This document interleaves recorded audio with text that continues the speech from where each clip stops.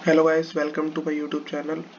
आज अपने पहले की वीडियो जो उन्होंने बनाई थी डिमांड पर, उसका ही सेकंड पार्ट स्टार्ट करने जा रहे हैं। तो पहले की वीडियो में अपनों ने देखा था कि डिमांड क्या होती है और डिमांड कर्व कैसे बनता है। आज अपने देखेंगे कि जो डिमांड है उसको डिसाइड करने वाले फैक्टर्स कौन कौन से हैं। तो चलिए स्टार्ट करते हैं। वीडियो को एंड तक देखिएगा ताकि आपको समझ आ सके कि डिमांड को कौन कौन से फैक्टर्स डिसाइड करते हैं। तो सबसे पहले ये यूट्यूब चैनल, तो फैक्टर्स अफेक्टिंग डिमांड। सबसे पहले जब अपने कोई भी वस्तु परचेज करने जाते हैं तो सबसे पहले जो चीज़ हम देखते हैं वो देखते हैं कि उसकी कीमत क्या है। तो जब जब प्राइस ज़्यादा होता है तो अपने कुछ हद तक अम, वस्तु को नहीं खरीदते या फिर कुछ कम खरीदते हैं ताकि जब प्राइस कम हो तब अपने उस वस्तु को अधिक मात्रा में खरीद सकें। तो सबसे पहले वस्तु की समय की कीमत। कोई भी चीज़ अपने ले सकते हैं, जैसे मोबाइल ले सकते हैं।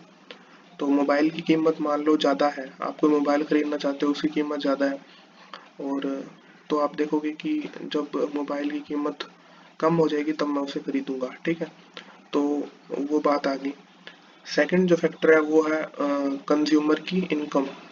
तो अपने देखते हैं कि जिन कंज्यूमर्स की इनकम ज़्यादा होती है उनमें उपभोक्तावादी प्रवृत्ति पाई जाती है। यानी वो अपनी आय का एक निश्चित भाग, या फिर अपने कह सकते हैं कि आय का ज़्यादातर भाग विलासितापूर्ण वस्तुओं पर खर्च करते हैं।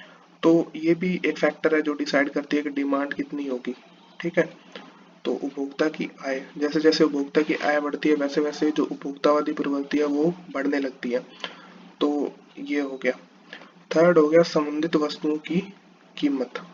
अब ये संबंधित वस्तुएं कौन कौन सी होती हैं उनको अपने को समझना होगा। संबंधित वस्तुएं दो प्रकार की यहाँ पे लिखी हुई है, एक तो पूरक और एक है प्रतिस्थापक या फिर स्थानापन्न वस्तुएं कह सकते हैं।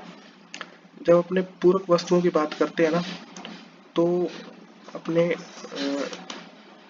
इसको देखते हैं। पूरक वस्तुएं वे वस्तुएं होती हैं जो एक दूसरे की पूरक होती है, यानी एक के बिना दूसरे का इस्तेमाल करना संभव ही नहीं है।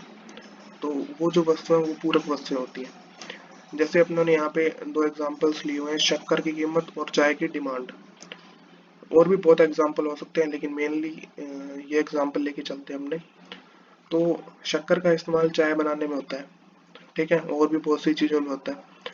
तो यहाँ पे अपनों ने देखा कि जब शक्कर की कीमत 50 रुपए थी तब कोई व्यक्ति है, मान लो अपने नाम लिख लेते हैं, मान लो अभिलाष है उसका नाम। तो जब शक्कर की कीमत 50 रुपए थी तो अभिलाष क्या करता था, 5 कप चाय पीता था दिन में, पूरे दिन में। लेकिन जब शक्कर की कीमत बढ़कर कितनी होगी, 50 से 100 होगी, तब उसने अपनी जो प्रवृत्ति थी उपभोक्तावादी उसे कम कर दी और 2 कप चाय पीना शुरू कर दिया। तो इससे क्या हुआ कि शक्कर की कीमत जैसे जैसे बढ़ी वैसे वैसे चाय की डिमांड कम हो गई, ठीक है। तो ये वस्तुएं पूरक वस्तुएं होती हैं। पूरक वस्तुओं का मतलब कि ऐसी वस्तुएं जिनका इस्तेमाल तभी संभव है जब उससे संबंधित अन्य वस्तु को भी क्रय किया जाए। जैसे अपने और एग्जांपल लें तो अम, जैसे कोई क्रिकेट बैट हो गया, बॉल होगी, ठीक है, पेट्रोल डीजल कार हो गया, मोटरसाइकिल बाइक होगी, पेट्रोल हो गया। तो ये सारी चीजें अपने उसमें गिन सकते हैं। रिसेंट का कोई एग्जांपल अपने लें तो अपने ले सकते हैं मोबाइल का। जैसे जब शुरू शुरू में जियो आया था तब इंटरनेट सस्ता था, ठीक है।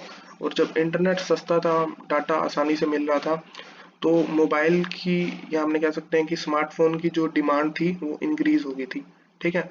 तो ये भी एक फैक्टर है कि आज अपने मोबाइल ज़्यादातर इसीलिए यूज़ करते हैं ताकि उसमें इंटरनेट डाटा हो और उस डाटा को अपने कंज्यूम कर सकें। तो जिस देश में डाटा सस्ता होगा वहाँ के जो लोग हैं वो ज़्यादा स्मार्टफोन्स वगैरह परचेज करेंगे और उसका इस्तेमाल करेंगे, ठीक है। ये रिसेंट का एग्जांपल है। ये तो थी पूरक वस्तुएं। अब अपने बात करते हैं सब्स्टिट्यूट गुड, यानी स्थानापन्न वस्तुएं। स्थानापन्न का मतलब है कि एक की जगह दूसरी जगह इस्तेमाल हो सकता है। जैसे अपने चाय और कॉफ़ी का एग्जांपल ले लें। मान लो कॉफ़ी की जो कीमत है वो 50 रुपए से बढ़कर 100 हो चुकी है। तो एक व्यक्ति जो मान लो कॉफी पीता था, अभिलाष को ही लेते हैं अपने एग्जांपल। तो कॉफी की कीमत 50 से 100 होगी। तो अभिलाष ने क्या किया, कॉफी पीने की बजाय उसने चाय को ज्यादा प्रेफर किया। और उसने क्या किया कि पहले जहाँ 50 रुपए कॉफी की कीमत थी, तब वो 1 कप चाय पीता था। लेकिन जब कॉफी की कीमत बढ़कर 50 से 100 होगी, तब उसने 5 कप चाय पीना शुरू कर दिया पूरे दिन में। तो ये चाय की डिमांड को डिसाइड कर रहा है। तो ऐसी वस्तुएं जिनका एक दूसरे के स्थान पर उपयोग संभव है, वो स्थानापन्न वस्तुएं कहलाती हैं। कोई भी हो सकती हैं, कॉफी हो गया, चाय होगी, अपने कोई भी कोल्ड ड्रिंक ले लो, जैसे पेप्सी हो गया। पेप्सी अगर महंगी है तो अपने उसकी जगह माउंटेन ड्यू इस्तेमाल कर सकते हैं, या फिर स्लाइस इस्तेमाल कर सकते हैं। तो ये इसकी विशेषता है सब्स्टिट्यूट गुड की, ठीक है। तो ये भी एक फैक्टर है जो डिसाइड करता है कि किसी वस्तु की डिमांड क्या होगी। फोर्थ है फोर्थ है उपभोक्ता की पसंद और रुचि। ये सबसे बड़ा फैक्टर है, क्योंकि जब अपने कोई चीज पसंद आ जाती है, जब अपने उस चीज को लाइक करने लगते हैं, तब अपने ये नहीं देखते कि उसकी कीमत क्या है, अपने बस उसको परचेज करना चाहते हैं जितना जल्दी हो सके। तो ये फोर्थ है। फिफ्थ है भविष्य के बारे में उपभोक्ता की कीमत प्रत्याशा है। यदि किसी व्यक्ति को लगता है कि किसी वस्तु की कीमत भविष्य में कम होने वाली है, तो उसका वर्तमान उपभोग निलंबित कर देता है और बाद में सोचता है कि बाद में खरीद लूंगा। तो ये भी एक फैक्टर है, ठीक। तो ये सारी बातें थी जिस पे अपनों ने बात की।